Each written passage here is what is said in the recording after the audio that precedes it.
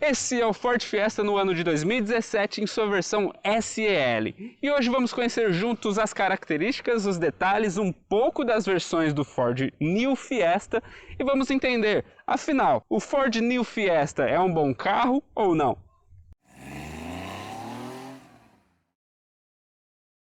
Uma coisa que a gente precisa esclarecer aqui é o tanto de versões que esse carro tem. Começa da SE, vai para SE Plus, tem a SE Style e também temos a SL, SL Plus, SL Style, vai para Titânio, Titânio Plus e finalmente acaba aí. Mas enfim, são várias e várias versões mesmo que a gente pode ter dentro desse mesmo modelo aqui. Para essa seria a versão intermediária, a versão SEL 1.6. Versão SEL, essa aqui é a versão manual, não é automática. A versão automática desse carro só vai ter a versão com o câmbio Power Shift, que na verdade seria um câmbio automatizado e também não seria um câmbio necessariamente automático.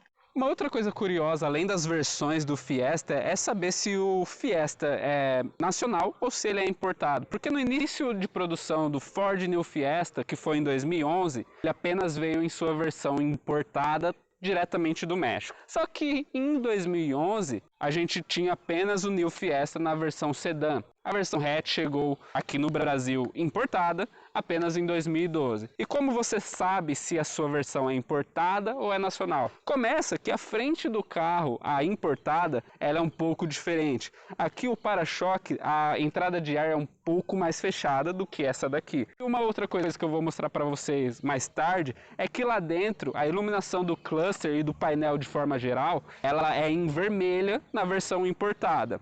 E na versão nacional, que é igual a essa aqui, tem a iluminação em azul. E uma outra coisa que eu vejo que é a forma mais simples de você saber se a sua versão é importada ou não, a versão importada só ficou no ano de 2012. De 2013 até 2019 foi as versões nacionais. Chegando um pouco mais na parte dianteira do carro, a gente tem que entender que esse carro ele sofreu 3 facelifts. A primeira foi na mudança de geração mexicana para nacional, que mudou um pouco. A segunda foi no final do ano de 2017, que o para-choque dianteiro foi totalmente mudado. E ele ficou bem parecido até com o para-choque dianteiro do Ford Ka de 2019. Inclusive o Ford Ka 2019 é um carro que a gente já gravou. Se você ainda não assistiu, clique aqui no canto direito da sua tela para você assistir. Mas por enquanto vamos continuar falando aqui do Ford Fiesta.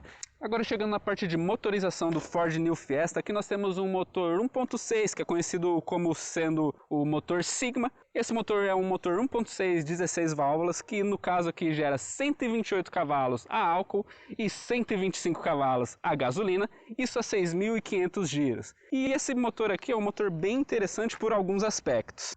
A principal característica desse motor é que ele é um motor inteiramente constituído de alumínio, tanto o bloco quanto o cabeçote inteiramente feitos de alumínio. Mas para que isso serve? Bem, o motor em alumínio, primeiro, ele vai ser mais leve, o que vai garantir um peso menor para esse carro. E falando em peso, esse aqui é um carro que tem uma relação peso-potência muito boa. Estamos falando de 8,6. E por mais que o 0 a 100 desse carro não seja tão interessante assim, e esse 0 a 100 que eu estou falando é de 11,7 segundos, essa relação peso-potência vai garantir que esse carro tem uma relação dinâmica muito interessante mesmo. E outra coisa que vai garantir essa relação dinâmica muito boa vai ser a altura desse carro, pois esse carro é um carro relativamente baixo, e ele é tão baixo que você vai ter até que tomar cuidado, principalmente quando estamos falando dessa região plástica que fica logo embaixo dos para-choques.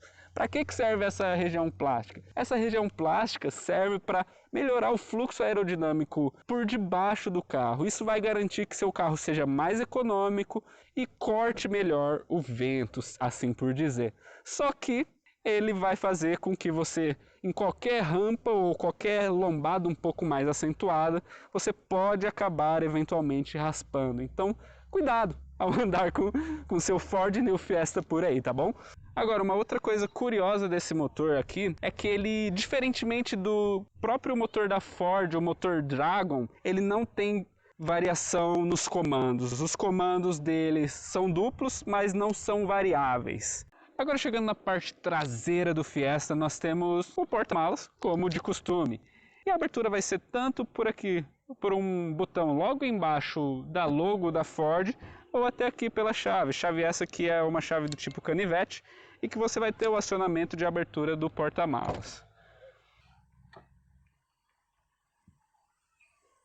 São 291 litros, mas esses 291 litros são muito bem acabados, com forração em todas as laterais, inclusive aqui na soleira, que é onde você retira e coloca suas malas. Chegando aqui na lateral do Ford Fiesta, uma coisa que a gente percebe é que ele ainda assumiu uma pequena herança do Fiesta antigo, que seria aquela repuxada do farol que a gente tem aqui, que até o Fiesta antigo era chamado de Fiesta chinês, justamente por esse repuxado do farol. Uma outra coisa bem curiosa seria que esse carro já vem com os piscas embutidos aqui no retrovisor. Agora, a parte curiosa mesmo desse retrovisor seriam essas pequenas aletas presentes aqui no retrovisor. E para que servem elas? Assim como no Ford Ka, que a gente tem um pequeno ressalto aqui na coluna do retrovisor, essas aletas servem simplesmente para melhorar o fluxo de ar e, no caso, fazer menos barulho aqui na janela do motorista. Agora, uma outra coisa que a gente percebe muito bem quando a gente está aqui nessa lateral seria o perfil dessas rodas. Aqui nesse carro nós temos rodas 16 instaladas em um pneu nas dimensões 195/55, ou seja, é um perfil até relativamente baixo. Agora, falando das dimensões gerais do carro, nós temos um carro de 3,97 m com um entre-eixos de 2,49 m. Agora, o que esses 2,49 m refletem no espaço interno é o que a gente vai saber agora. Chegando aqui na parte traseira do Ford Fiesta, bem, é um carro pequeno aqui atrás, viu? E o banco está regulado aqui para mim, vocês estão vendo aí meu joelho está encostado aqui no banco.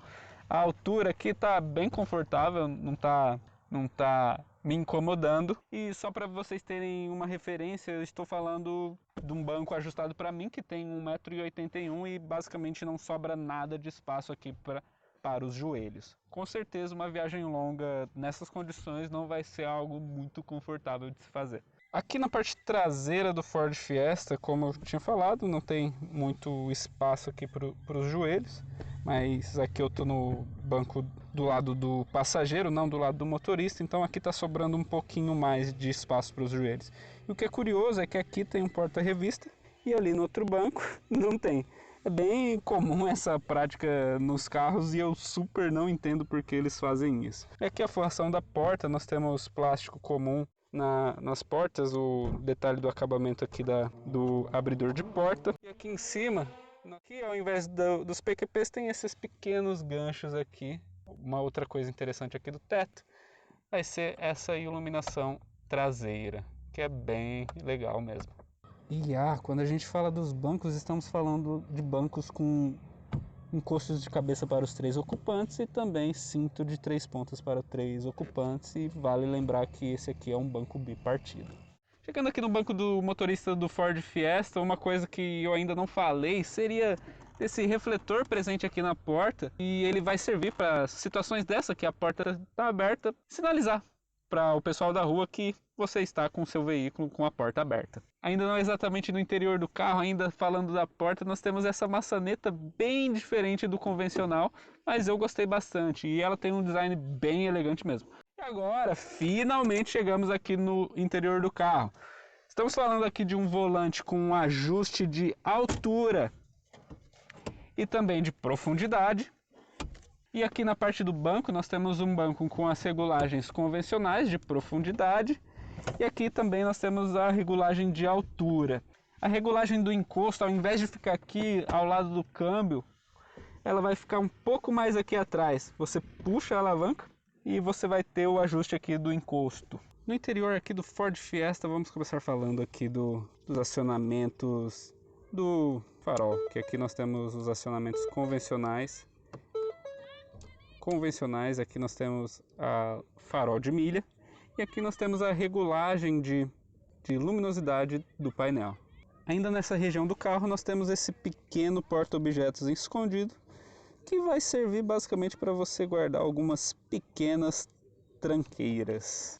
Agora chegando no cluster do carro, nós temos um cluster simples, porém muito bonito, com informações analógicas tanto do conta-giros quanto do do velocímetro, e o detalhe curioso do velocímetro é que você tem a marcação tanto em quilômetros por hora quanto em milhas por hora. Lembra que esse carro já foi um carro importado. E a inicialização do cluster seria essa aqui. Agora, quando a gente fala da parte central do carro, nós temos essa região aqui do painel que ela é bem projetada aqui para frente. É bem curioso de você ver isso num carro, mas dá um design bem legal. E aí nós vamos ter todos esses botões aqui de controle para essa pequena multimídia que vai controlar quase que tudo aqui do carro. Você vai ter aqui os botões para você fazer as ligações, e o curioso é que esses botões são bem fortes, assim, são bem, dá até para dizer bem duros mesmo esses botões, principalmente esses dois aqui, ó. Aqui você tem um sistema de travamento elétrico das portas, né, que você consegue travar ou não o carro. E logo mais abaixo nós temos o controle de ar-condicionado desse carro, que seria um controle de ar-condicionado digital automático.